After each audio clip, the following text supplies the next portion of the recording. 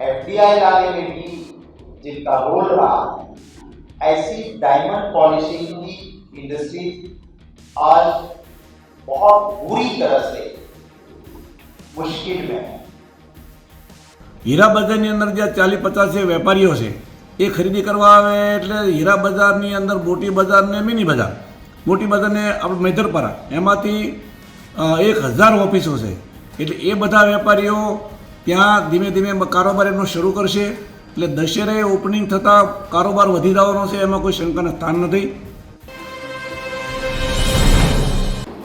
25 लाख से ज्यादा परिवार जिसके ऊपर निर्भर है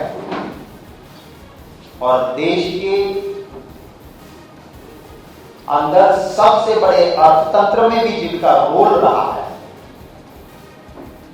एफडीआई लाने में भी जिनका रोल रहा है, ऐसी डायमंड पॉलिशिंग की इंडस्ट्री आज बहुत बुरी तरह से मुश्किल में है। जो फिगर्स हमें मिले हैं इसी व्यवसाय से जुड़े हुए लोगों से 100 से ज्यादा डायमंड पॉलिशिंग में जो श्रमिक है उन्होंने मजबूरन सुसाइड करना पड़ा है। और ये जो आज रिसेशन, जो मंदी, जो मुश्किल का दौर आया है, उसका सबसे पहला कारण यही है कि G7 कंट्रीज ने एक डिसीजन लिया कि रशिया से रफ से बना हुआ पॉलिश डायमंड हम नहीं खरीदेंगे। अब गलती कोई करे और सजा कोई भुगते, इससे रशिया को नहीं हमारे देश को, सूरत को नुकसान हो रहा है, क्योंकि डायमंड पॉलिशिंग का सबसे ज्यादा रफ वो वहां से आता है। अब ये 7 बड़े देश अगर बंद करते हैं तो विदेश मंत्री की जिम्मेवारी थी, जयशंकर जी आप जिम्मेवार हो, प्रधानमंत्री जी आपकी जिम्मेवारी थी कि आपको अपनी लाल आंख करनी चाहिए। आप कहते हो 56 का सीना, तो सीना दिखाना चाहिए, पर क्यों रशिया की वजह से हमारे देश में गुजरात या सूरत इसका खामियाजा भोग गए? और इसके लिए G7 कंट्रीज को मजबूर करना नहीं किया। अभी अमेरिका जाकर आए प्रधानमंत्री जी, मैं उम्मीद करता था कि वहां वो खुल के बोल के प्रेशर बनाएंगे कि G7 कंट्रीज का ये डिसीजन वापस करवाओ।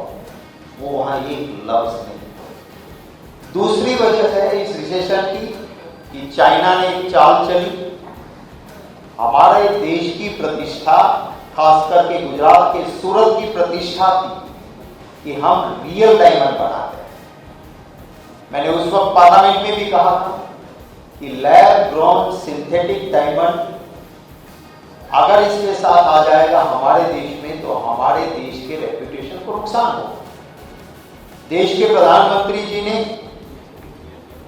उसके लिए काम करने की बजाय इस बार में पहले जब गए वहां तो अमेरिका के प्रेसिडेंट की धर्मपत्नी को, लेडी जिल बाइडेन को 7.5 कैरेट का लैब ग्रोन डायमंड दे गया है। माने वो चाइना की चाल के ब्रांड एम्बेसडर मोदी जी बन गया है।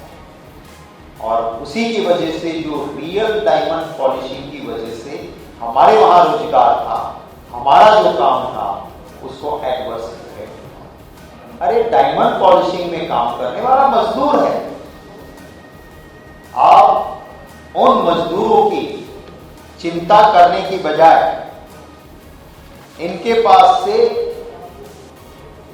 प्रोफेशनल टैक्स, बिजनेस टैक्स, व्यवसाय वेरो क्यों ले रहे हो? ये तो श्रमिक है, वो फैक्ट्री के मालिक से लेने की चीज होती है तो वहां करो आप, पर क्यों ये मजदूर क्यों भरे?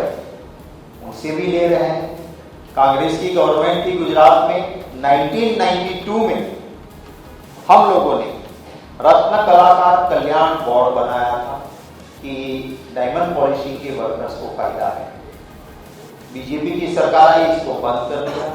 2008 में आज के प्रधानमंत्री जब गुजरात के मुख्यमंत्री थे उन्होंने कहा था 1200 करोड़ मैं इनके लिए दे रहा हूं।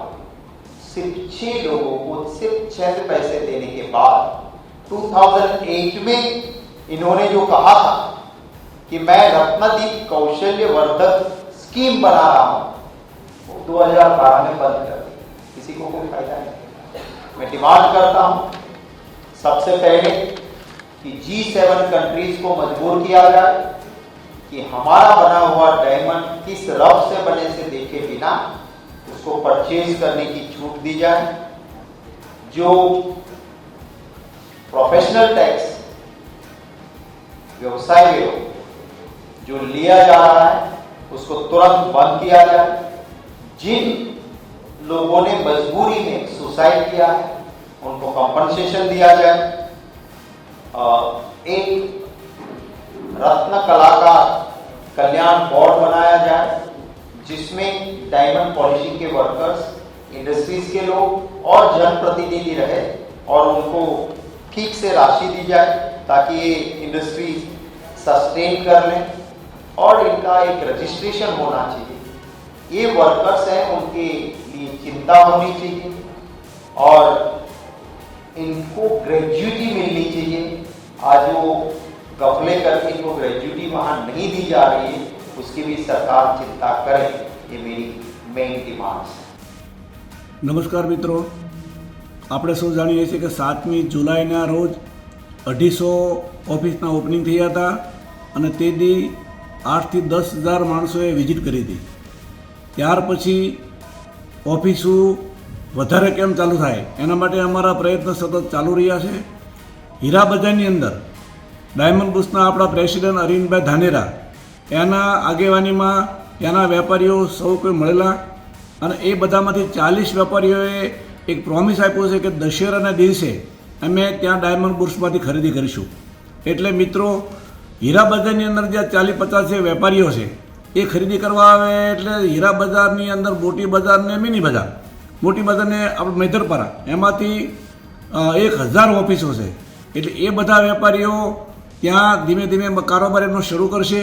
એટલે દશેરે ઓપનિંગ થતાં કારોબાર વધી જવાનો છે, એમાં કોઈ શંકાનું સ્થાન નથી। સાથે સાથે આવતીકાલે એક મિટિંગનું અમે આયોજન કર્યું છે લેબગ્રોન એસોસિએશનનું। એમાં બાબુભાઈ વાઘાણીના પ્રમુખના આગેવાનીમાં તમામ લેબગ્રોન ઇન્ડસ્ટ્રીયલો મળશે અને એમને પણ અમે રિક્વેસ્ટ કરવાના છે કે તમે પણ તમારી ઓફિસો દશેરે ચાલુ કરો।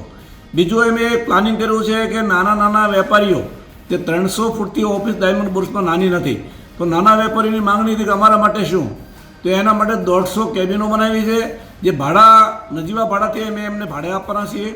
અને એથી પણ એમાં પણ જો નકાઈ ન કરી શકે તો અમે એક હોલ બનાવ્યો છે, એમાં 400 થી 500 ટેબલો હશે।